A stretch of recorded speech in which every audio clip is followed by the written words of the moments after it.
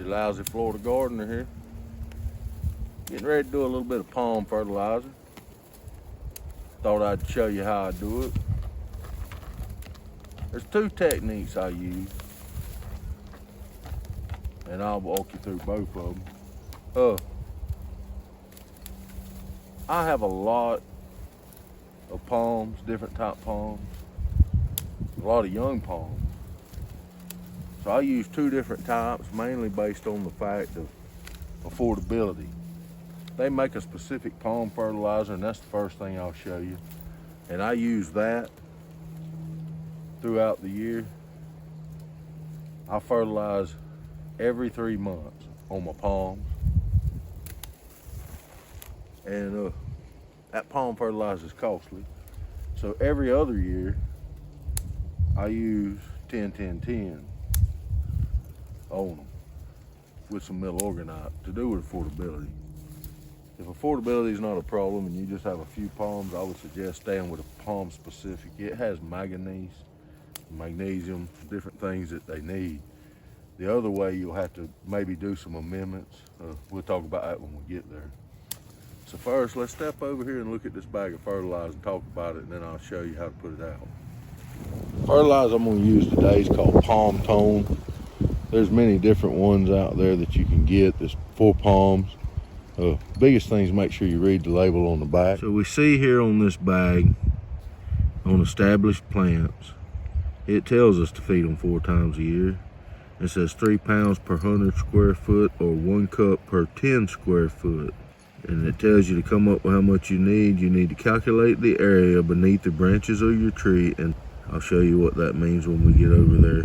Now, if we look right here at the beginning of the direction on this particular bag, it tells us 1 pound equals approximately 3 cupfuls. So we're going to figure that off of 8-ounce cups. Let's go over here to a palm and I'll show you what I'm talking about. To figure that, we need to know what the square footage is around this. So you could go get a tape measure and break it out, but most of the time when you're in the garden, you're not going to have a tape measure, so just use visual references. I know that I wear a size 13 foot, which tells me that it's probably about 12 inches. So when I put my foot there at the trunk of that sago, I know that it's at least 12 inches, and I got a couple other sticking out here. So we're going to assume that that's about 1.5 feet.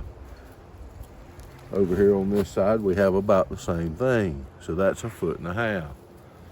So we're going to add that together, and we're going to get 3 feet across here. Move. So to figure that square footage, since we know that's all the way around, we know that's a 3 by 3 area.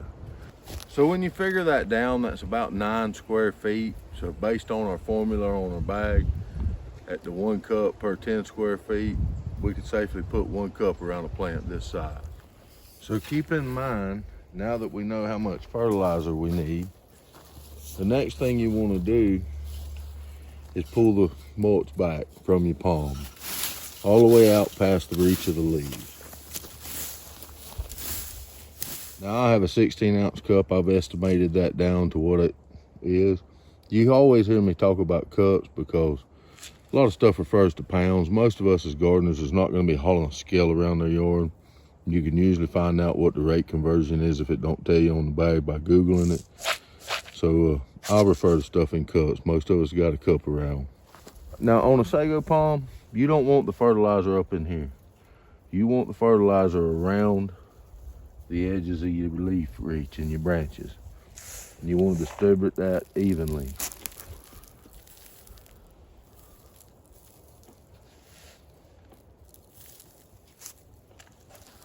When you're done, without sliding all your fertilizer off of it, you want to pull your mulch back, or your ground cover, whatever you use, around your plant. This will help keep any excessive rainwater from washing it away, and it'll help when you start putting your water to it break down faster and start to work. Immediately after this, you do need to water this in. So we're going to walk through it one more time on a little bit bigger palm. Same principle.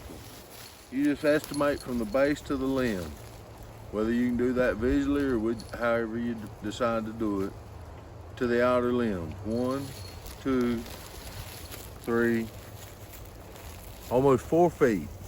So we can see that it's the same all the way around. So we've got a circumference, or not a circumference, but a linear here of 8 feet. So if we multiply that together, that's 8 by 8 is 64 square feet. We know that we need 1 cup per 10 square feet. So therefore, based on our 64 square foot need at 1 cup to 10 square feet, that's going to give us a little over 6 cups that we need. Since we're using that 16-ounce cup, that'll give us 3 cups that we need to apply. Just like the other palm, you need to pull that out, get all that mulch back where you can get that fertilizer right on the ground. You want to apply that just like you did on the others, where the limbs reach out all the way around that plant. Try not to get none into the bud of the plant. You shouldn't even be that close. You want it out where your roots will run to it. That way you'll have a strong, healthy plant with a good root system. And it won't be as prone to blow over or lean over in the wind. You may notice on one side there a different color fertilizer. I'd also recently put out some fertilizer to my banana trees. If you got plants close together and you have to cross up some fertilizers a little bit, it's not going to be no major thing. Then when you're done, just pull your mulch back. I like to keep my mulch about 3 to 4 inches away from the trunk of my plant. And since I have pine trees, and a lot of my pine straw falls throughout the year, it'll end up around that trunk. When I put out the fertilizer, it gives me a chance to get it back away so that you don't have it steady building up there. And that's pretty much it. Now you just need to water it in. About every 3 months, you could stretch it to 4 months.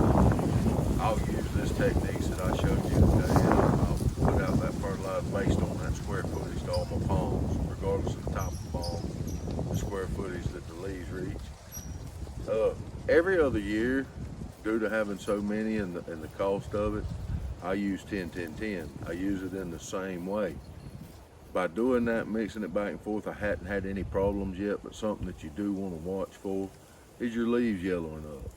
If you start to see your leaves yellowing up when you're using 10-10-10, you may have manganese or magnesium deficiency, something along that line, and you may have to add that supplement, which is available separately. So just kind of watch that. But if you just have a few palms, or if you have a lot of palms and money's not an issue, I would definitely stay with a palm specific fertilizer because it has that manganese, magnesium, zinc, different things in it.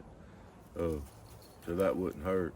And on the years that you use the 10-10-10, I sometimes will throw a little milorganite out with it. That's got a lot of iron in it and helps with that greening, really gives everything a lush green.